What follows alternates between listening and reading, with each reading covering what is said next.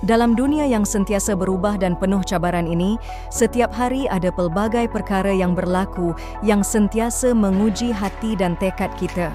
Namun, terdapat satu kebijaksanaan kuno yang mengajarkan kita bagaimana untuk tetap tenang di tengah-tengah pusaran dunia, menemukan diri kita yang tidak tergoyahkan. Inilah kekuatan Stoicism dan inilah perjalanan yang kita akan terokai bersama hari ini. Dalam kekacauan, terdapat peluang, sebuah pernyataan mendalam oleh ahli strategi kuno Sun Tzu, namun ia bergaung mendalam dengan falsafah stoik yang akan kita terokai hari ini. Bayangkan berdiri teguh ketika dunia berputar di sekeliling Anda, mencari pusat ketenangan Anda, teras Anda yang tak tergoyahkan. Itulah kekuatan stoikisme, dan itulah perjalanan yang akan kita mulakan bersama. Hari ini, kita akan menyelami seni berdiam diri, satu sifat yang sering diabaikan tetapi sangat kuat dalam keindahannya. Ia bukan sekadar ketiadaan bunyi, tetapi kehadiran ketenangan dalaman yang mendalam, kekuatan yang berbicara tanpa mengucapkan sepatah kata pun. Dalam dunia kita yang bising dan tiada henti, menguasai seni ini boleh menjadi aset terbesar Anda, mengubah kekacauan menjadi kejelasan dan bunyi menjadi makna. Kita akan mengungkap bagaimana para stoik menguasai keheningan, bukan sebagai kekosongan, tetapi sebagai alat strategi, jalan menuju kebijaksanaan dan ketahanan. Jadi jika Anda merasa tertekan oleh kekecauan hidup, jika Anda mencari tempat perlindungan yang tenang, atau jika Anda hanya ingin tahu bagaimana kekurangan bisa menjadi lebih, Anda berada di tempat yang tepat. Mari kita bongkar rahasia stoik bersama-sama, menemukan bagaimana keheningan dapat meningkatkan hidup Anda, menawarkan kedamaian di tengah-tengah kekacauan dan kejelasan di tengah-tengah kekeliruan. Sertailah saya dalam menghayati cara stoik, mencari kekuatan dalam ketenangan dan kuasa dalam jeda.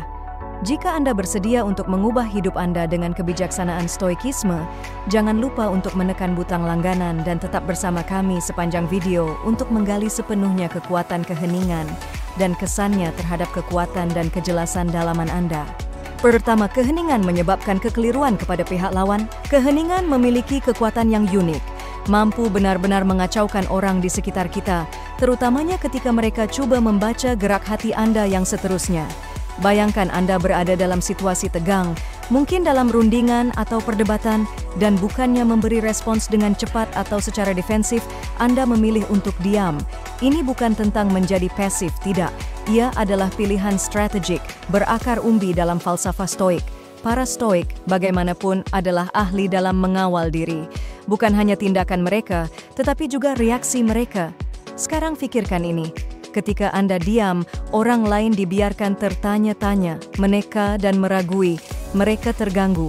Mereka dalam kegelapan, coba mencari tahu apa yang Anda pikirkan, apa yang Anda rencanakan, dan ketidakpastian itu. Ia adalah alat yang kuat yang Anda miliki. Dalam satu cara, keheningan bisa lebih keras dan lebih berdampak daripada kata-kata. Tetapi inilah keindahan sebenarnya. Sementara mereka hilang dalam laut kekeliruan ini, Anda bukan hanya duduk di situ. Anda sedang memerhati, menganalisis, dan merancang langkah seterusnya dengan minda yang jelas. Anda mengawal. Keheningan strategik ini memberi Anda ruang untuk berpikir, bernafas, dan mendekati situasi dengan ketenangan dan kejelasan yang hanya datang dari dalam. Pendekatan ini bukan hanya tentang mendapatkan kelebihan, ia tentang menghayati kebijaksanaan dan keseimbangan stoik. Ia tentang memahami bahwa kadang-kadang respons yang paling kuat adalah tidak memberi respons sama sekali. Dan dalam keheningan itu, Anda bukan sahaja mengelirukan pihak lawan, Anda juga memberi diri Anda peluang untuk mendengar, benar-benar mendengar, apa yang dikatakan, dan mungkin lebih penting lagi, apa yang tidak dikatakan. Jadi, kali berikutnya Anda mendapati diri Anda dalam situasi mencabar, ingatlah kekuatan keheningan. Hayatinya, biarkan ia menjadi perisai dan strategi Anda. Biarkan ia mencerminkan stoik dalaman Anda, seseorang yang tidak terpengaruh oleh tekanan luar dan fokus pada kekuatan dalaman. Dan ingatlah, dalam dunia stoikisme, ia bukan hanya tentang apa yang kita katakan atau lakukan, tetapi bagaimana kita bereaksi, bagaimana kita menyesuaikan diri, dan bagaimana kita mengekalkan ketenangan, martabat, dan tekad kita. Kedua, menghapuskan gangguan. Dalam dunia kita yang sentiasa terhubung dan sentiasa aktif, gangguan bukan sekadar menyusahkan. Mereka adalah penghalang kepada kedamaian dan kejelasan dalaman kita.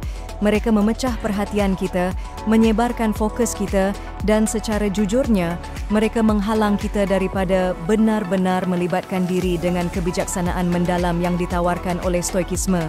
Tetapi inilah keindahan sebenar falsafah Stoik.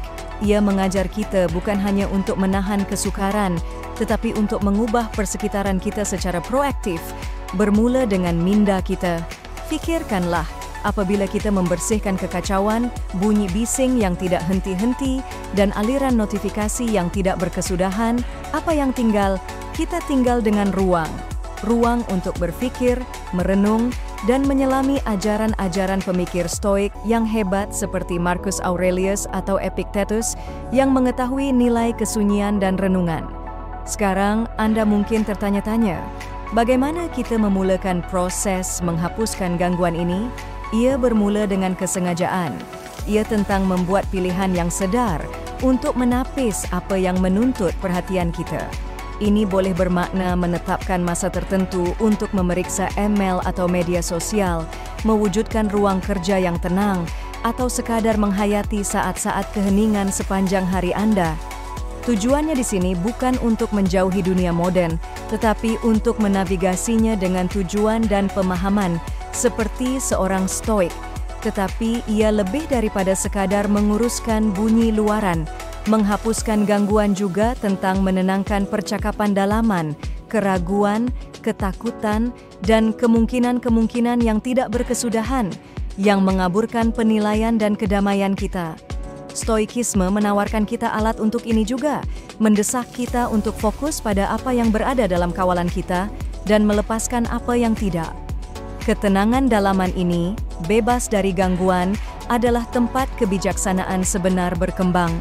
Dan jangan lupa, apabila kita meminimumkan gangguan, kita bukan sahaja memberi manfaat kepada diri kita sendiri, kita juga memperbaiki hubungan kita, kerja kita, kreativiti kita.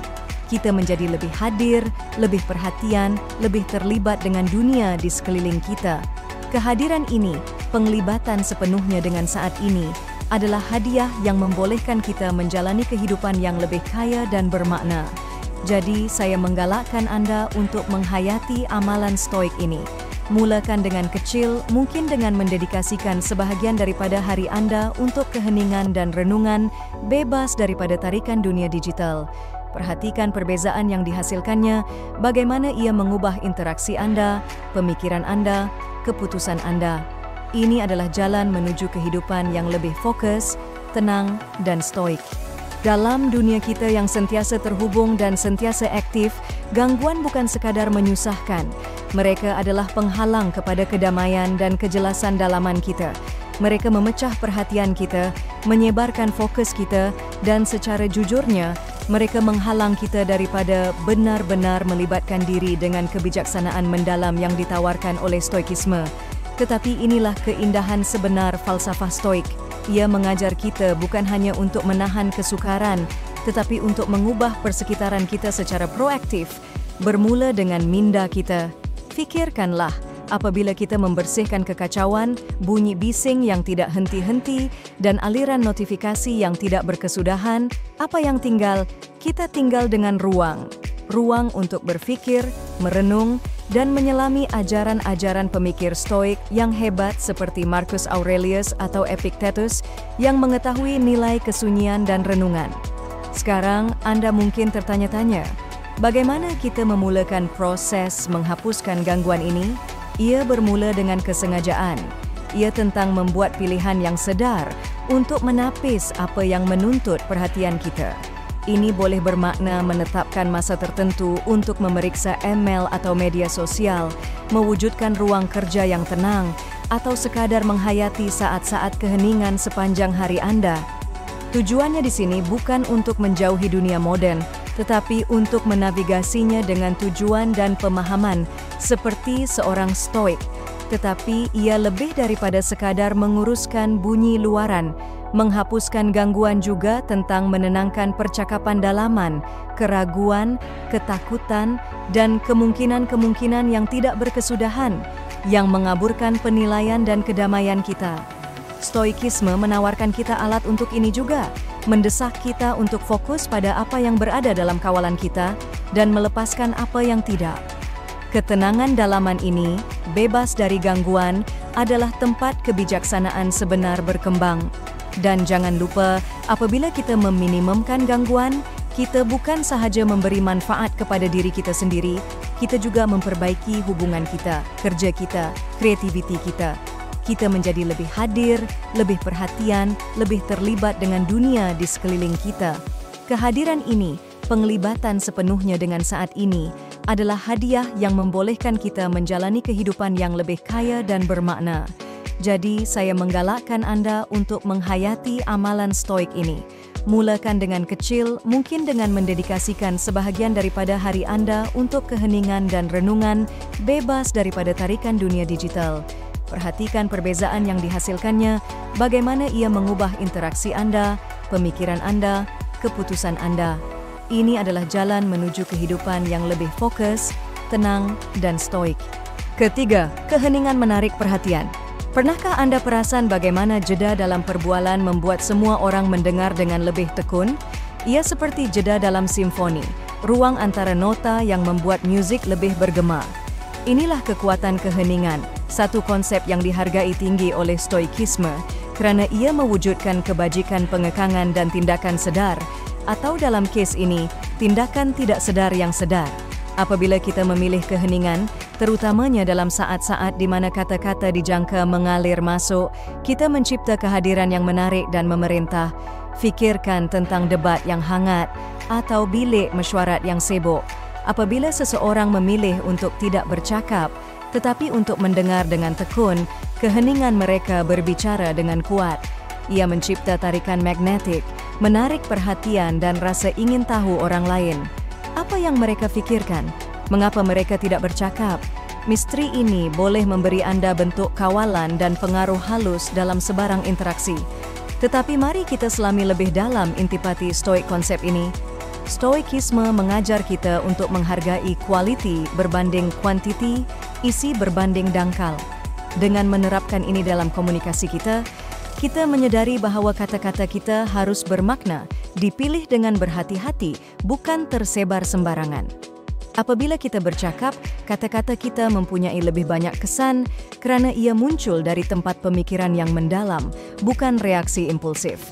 Selain itu, keheningan menggalakkan orang lain untuk memproyeksikan pemikiran dan perasaan mereka ke atasnya, mencipta peluang untuk pemahaman dan empati yang lebih besar. Dalam keheningan, kita menawarkan orang lain ruang untuk mengekspresikan diri mereka, dan dengan berbuat demikian, kita mendapatkan wawasan tentang perspektif dan motivasi mereka. Ini boleh menjadi sangat kuat, sama ada dalam hubungan pribadi, suasana profesional, atau bahkan dalam dialog dalaman kita. Sekarang, menghayati keheningan tidak bermakna kita menjadi pemerhati pasif dalam kehidupan kita sendiri. Sebaliknya, ia adalah pilihan aktif dan sedar. Ia tentang mengetahui bila untuk bercakap dan bila untuk membiarkan keheningan berbicara. Kebijaksanaan ini adalah kebajikan stoik utama, mencerminkan pemahaman mendalam tentang irama interaksi manusia dan nilai setiap kata yang kita pilih untuk dikongsi atau disimpan. Dalam pengertian praktikal, mengembangkan kemampuan untuk memanfaatkan keheningan boleh memperkaya hidup kita dalam pelbagai cara. Ia boleh meredakan konflik, memupuk hubungan yang lebih mendalam, dan bahkan meningkatkan kesejahteraan mental kita dengan menyediakan saat-saat kelegaan yang diperlukan. Ia adalah alat, kemahiran yang boleh kita kembangkan dan perhalusi dari masa ke masa, dibimbing oleh prinsip-prinsip stoik yang mengadvokasi pendekatan hidup yang seimbang dan penuh pemikiran. Keempat, keheningan membina kekuatan. Dalam dunia kita yang sibuk, di mana tindakan dan bunyi sering disamakan dengan kuasa dan produktiviti, menghayati keheningan boleh kelihatan bertentangan dengan intuisi. Namun, adalah dalam saat-saat sunyi kita menemukan takungan kekuatan sebenar kita, satu konsep yang mendalam tertanam dalam falsafah stoik. Stoikisme mengajar kita nilai introspeksi dan ketenangan dalaman, kebajikan yang dipupuk dalam keheningan. Hanya apabila kita menjauhkan diri dari keriuhan dunia luar, Kita dapat mendengar pemikiran kita dengan lebih jelas, memahami emosi kita dan menentukan arah kehendak kita. Keheningan menawarkan kita tempat perlindungan di mana minda kita boleh berehat dan berkembang lebih kuat, tidak terganggu atau dicairkan oleh bunyi yang tidak henti-henti. Anggaplah keheningan sebagai bentuk latihan mental. Sama seperti ahli bina badan mengangkat berat untuk menguatkan otot, seorang stoik menggunakan keheningan untuk menguatkan minda. Dalam ketenangan ini, kita berlatih ketahanan, belajar untuk bersendirian, untuk menghadapi kekacauan dalaman kita tanpa berkelip, dan untuk muncul lebih berpusat dan kukuh. Dalam saat-saat kesunyian ini, kita membina ketahanan mental untuk menghadapi apa sahaja yang dilemparkan oleh kehidupan kepada kita. Selain itu, keheningan memupuk kejelasan. Ia membolehkan kita menapis keutamaan kita, membezakan antara apa yang penting dan apa yang bising. Kejelasan ini adalah satu bentuk kekuatan, memberikan kita wawasan untuk bertindak bukan secara impulsif, tetapi dengan tujuan dan niat. Keputusan kita menjadi lebih bijak, tindakan kita lebih bermakna, dan hidup kita lebih selaras dengan nilai-nilai teras kita. Tetapi mari kita selami lebih dalam. Keheningan bukan hanya tentang bersendirian atau tidak aktif. Ia adalah penglibatan aktif dengan diri dalaman kita. Ia adalah tentang mendengar pemikiran, perasaan, dan intuisi kita. Dalam dialog diam ini, kita menemui kebenaran tentang diri kita, belajar apa yang benar-benar penting bagi kita, apa yang mendorong kita, dan di mana kepercayaan kita terletak. Pengetahuan diri ini adalah bentuk kekuatan yang kuat, melengkapi kita dengan keyakinan untuk membuat pilihan yang betul untuk kita tanpa mengira tekanan atau harapan luaran. Dan ini sesuatu yang menarik. Kekuatan yang kita bina dalam keheningan bukan hanya memberi manfaat kepada kita sendiri, ia memancar keluar, mempengaruhi hubungan dan interaksi kita. Apabila kita berpusat dan jelas, kita membawa rasa tenang dan keyakinan kepada hubungan kita dengan orang lain. Kata-kata kita membawa lebih banyak berat kerana mereka timbul dari tempat renungan yang mendalam. Kehadiran kita menjadi lebih berpengaruh, ditandai dengan ketenangan dan tujuan yang diadvokasi oleh Stoikisme.